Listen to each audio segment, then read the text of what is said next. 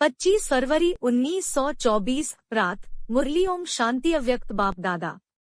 Revise 30 मार्च 1998 मधुबन। सर्व प्राप्तियों की स्मृति emerge कर अचल स्थिति का अनुभव करो और जीवन मुक्त बनो।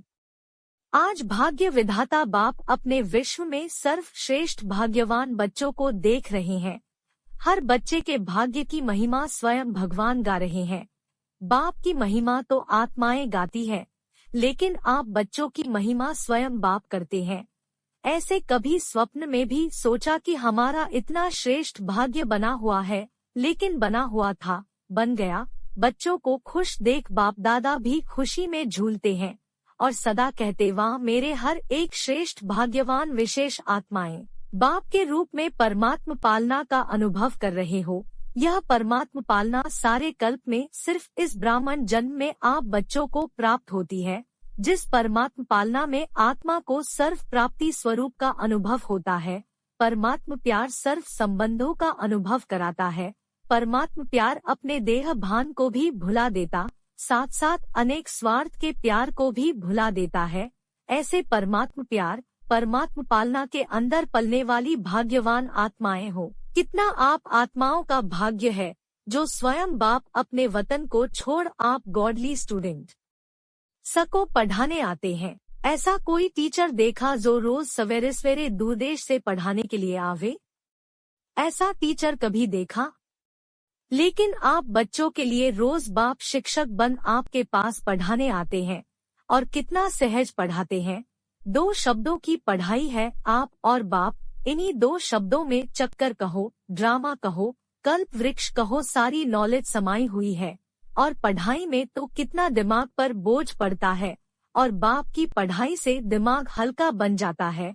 हल्के की निशानी है ऊंचा उड़ना। हल्की चीज स्वतः ही ऊंची होती है। तो इस पढ़ाई से मन बुद्धि उड़ती कला का अनुभव करती है, तो दिमाग हल्का हुआ ना। तीनों लोकों की नॉलेज मिल जाती है। साकार कर्म में ब्रह्मा बाप को फॉलो करो, निराकारी स्थिति में अशरीरी बनने में शिव बाप को फॉलो करो। दोनों बाप और दादा को फॉलो करना अर्थात क्वेश्चन मार्क समाप्त होना व श्रीमत पर चलना। बाप दादा जब सुनते हैं कि आज किसी भी कारण से कोई बच्चे मेहनत करते हैं, युद्ध करते हैं, योग लगाने चाहते लेकिन लगता नहीं है, सोल कॉन्सियस के बदले बॉडी कॉन्सियस में आ जाते हैं, तो बाप दादा को अच्छा नहीं लगता है। कारण क्या? अपने भाग्य की प्राप्तियां इमर्ज नहीं रहती, मर्ज रहती है। फिर जब कोई याद दिलाता है तो सोचने लगते हैं होना तो ऐसा चाहिए। इसलिए बहुत सहज पुरुषार्थ है, प्राप्तियों को इमर्ज रखो। जब से ब्राह्मण बने तब से अपने भाग्य को स्मृति में रखो। हलचल में नहीं आओ, अचल बनो। बाप दादा इस वर्ष को सर्व बच्चों के प्रति मुक्ति वर्ष मनाना चाहते हैं। बाप की याद के साथ बाप ने जो दिया वह भी इमर्ज करो। क्या बनाया और क्या मिला? निरंतर कर्मयोगी, निरंतर सहज योगी, निरंतर मुक्त आत्मा के संस्कार अभी से अनुभव में लाओ। क्यों? बाप दादा ने पहले भी इशारा दिया है कि समय का परिवर्तन आप विश्व परिवर्तक आत्माओं के लिए इंतजार कर रहा है। प्रकृति आप प्रकृति आत्माओं का विजय का हार लेके आह्वान कर रही है। समय विजय का घंटा बजाने के लिए आप भविष्य राज्य अधिकारी आत्माओं को देख रहे हैं कि कब घंटा बजाएं। बाप दादा ने पहले भी कहा 100 हिमालय जितने बड़े थे, बड़े विघ्न भी आ जाएं तो भी हारेंगे नहीं, हार नहीं खाएंगे। ताजपोशी मुक्ति वर्ष अवश्य मनाएंगे। बाप दादा रोज चार्ट देखेंगे। दृढ़ संकल्प करो, होना ही है। जहाँ दृढ़ता है वहाँ सफलता नहीं हो, असंभव है। अभी अगर आप सभी को अचानक डायरेक्शन मिले कि अभी अभी अशरीरी बन जाओ तो बन सकते हो कि हलचल होगी। क्यों? लास्ट समय का यही अभ्यास पास विद ऑनर बनाएगा।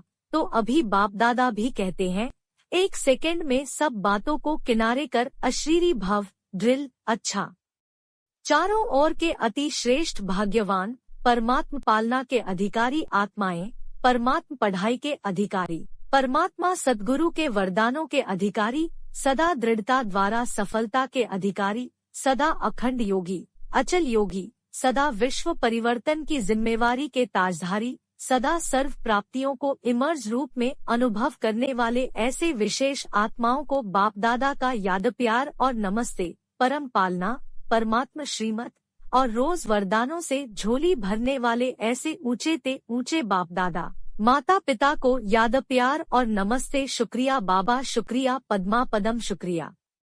अभी मुक्त वर्ष में नंबर 1 मधुबन निवासी, ठीक है? हो सकता है या मुश्किल है? हाँ जी, फिर तो बाप दादा मधुबन वालों को भी गोल्डन बैज देगा। मधुबन वालों को बैज देना है और सभी को दिया है। मधुबन वालों को मुक्त वर्ष की प्राइज देंगे, अच्छा बैज देंगे आपको। अच्छा वरदान। ब्राह्मण जीवन में एक बाप को अपना संसार बनाने वाले स्वत और सहयोगी भव।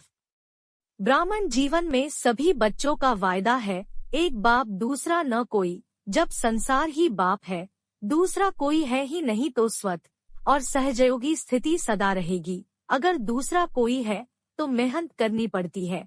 यहाँ बुद्धि न जाए वहाँ जाए, लेकिन एक बाप ही सब कुछ है तो बुद्धि कहाँ जा नहीं सकती। ऐसे सहयोगी सहज स्वराज्य अधिकारी बन जाते हैं। उनके चेहरे पर रूहानियत की चमक एकरस एक जैसी रहती है।